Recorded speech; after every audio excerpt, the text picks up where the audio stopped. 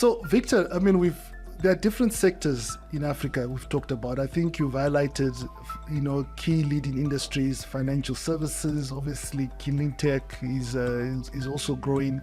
There's the health sector. But the entertainment industry is beginning to play a significant role. And with your background and experience, as I said, you come from a financial services background, but as well as from an entertainment, NBA perspective. But entertainment, and I'm talking from a business perspective, not just in terms of a stage, an event happening, Rihanna singing at the top of her voice and people clapping. Just focusing on that, what is the opportunity that are there and probably the challenge with regards to the entertainment industry in Africa? So I think that whole world of sports and media, entertainment, fashion, culinary speaks to what is now being called the creative economy. Okay. And this is one sector that really hasn't received a lot of attention on the African continent, but it's an area where we're seeing that Africans, for me, it's an area where Africans are and can be world-class. Okay. And so Africans can create value, cultural capital, which is applicable and that helps benefit lives and livelihoods here on the continent. But they can also take that cultural capital and market it globally, right? And so we're seeing this flow of capital into sports in Africa, as I was involved in NBA Africa and helping to establish some great work you did. The basketball and to grow it as a professional sport here on the continent. But you're also seeing the same thing happening in terms of capital flowing into the movie industry and especially the music industry in Africa, and Nollywood, Nollywood, but also Afrobeats and Amapiano. And so you travel around the world, and almost regardless of where you are, you're going to be hearing an Afrobeats tune on Amapiano tune. And what to me, what's really exciting there is that the market that is now available for African talent is a global market, right? When you see Burna Boy and Davido and other artists selling out Madison Square Garden or the O2 Arena or Tottenham Hotspur Stadium, it's saying, and most of the people there are not Africans. It's saying that there is, as we think about the investment proposition for that creative economy, we have to think about it as a global play, right? And so it becomes exciting both for the artists, but it also helps underpin the economic rationale for investing in those industries and supporting the artists. I think it advertises Africa very well with regards to, we're not just about, we've got mines, we've got resources, we've got endowments to a certain extent, but over and above that, in that creative industry, which is growing globally, we've got a role to play. So growing from that, obviously another leading opportunity in terms of making impact on Africa is the role of technology, specifically artificial intelligence. And again, people also underestimate, I think one of the stats I always share with people is that year on year, when you look at from 2022 to 2023, there was probably about $6.5 billion invested by venture capitalists on the African continent on tech startups. So again, highlighting the impact of technology and the role it's playing, and obviously fintech, clean tech, and all those different components. I'll call it African intelligence, which is the end of it. Artificial intelligence, the role that you see playing on the continent. So I think, over the last 6 months, I've really delved into AI and how it is transforming everything that we do around the world. And one of the leading experts in AI, a professor at Harvard Business School, said something recently. He said, going forward, there will be people who use AI and people who don't use AI. And the people who use AI and master how to use AI will replace those who don't. Sure. And so from my perspective, where everything really always comes back to Africa and how do we help Africa grow, I think it's so important that Africans be part of this development.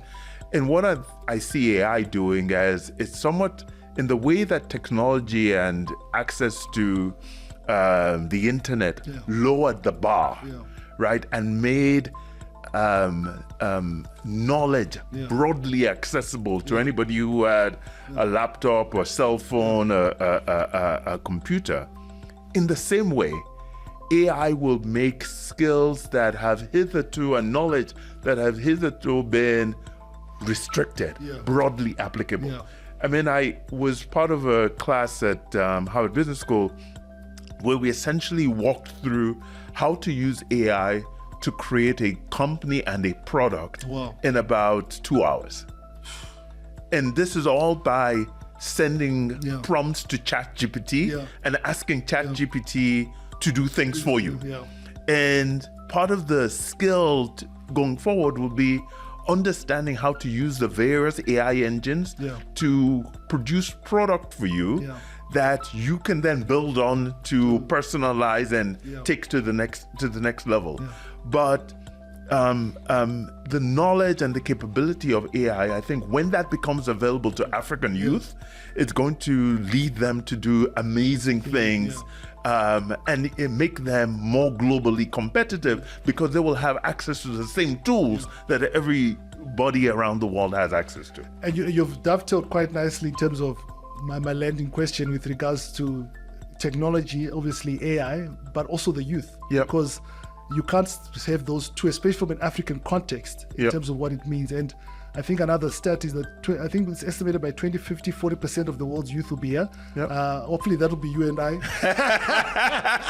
I don't think we qualify, but if wishes were awesome. But I think more importantly, you know, as we land this discussion, Victor, youth, the demographics, the importance of the youth generation in terms of changing Africa's future and forecast. How important is that based on what you've seen? I think it's critical. I think it's actually the most important thing to know about Africa in terms of its direction within the next 20, 30, 50 years is that its population is going to grow. It's going to have a larger workforce than India and China. And that workforce is going to be overwhelmingly young at a time when other countries are going to be struggling with how to support their elderly populations. And as a proportion of global youth, it is going to be the largest single group of global youth. It's going to be Africans. And so on the one hand, I think it is a source of incredible dynamism for our economies. And I think that African youth are going to set the tone for this continent, but increasingly for the global conversation. And on the other hand, it makes it imperative for all of us who are older, as well as for the rest of the world, to ensure that African youth are engaged productively in endeavors, right? Because on the continent, if we don't succeed in doing that, we'll end up with political instability. And globally, if we don't get the assistance and the support in doing that, we're going to end up with mass migration. And we know people don't want mass African migration. And so nobody wants, especially. And so I think this issue of how we create opportunities for African youth, how we educate them, how we ensure that their skills are deployed productively is the most challenging issue Africa and the most exciting issue Africa faces over the next 20, 30, 50 years. Yeah, that demographic dividend can be a blessing or a curse depending in terms of, like you said, how we manage it. Victor, big thank you. I mean, really looking at today, the session we've talked about, you can never talk about Africa in one sentence or one chapter, even a lifetime. There's too much richness and opportunity and diversity on this continent.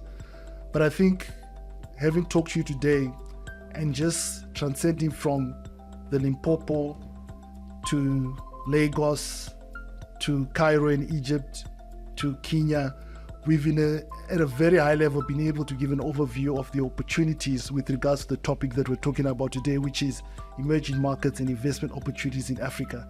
And not just limiting the discussion to the financials or to the tangibles, but also speaking about the demographics with regards to the opportunities around the entertainment, the culture, the soft and the hard components of Africa. I think that's the beauty of Africa. You've got so much diversity, so much wealth, so much opportunity. But I think what also, when I have these conversations with subject matter experts like yourself, is also the reality that as much as we've got the opportunity, there are a lot of things we have to fix. But like any other part of the world, it's the mindset and I think the strategic and the long game approach in terms of dealing with that.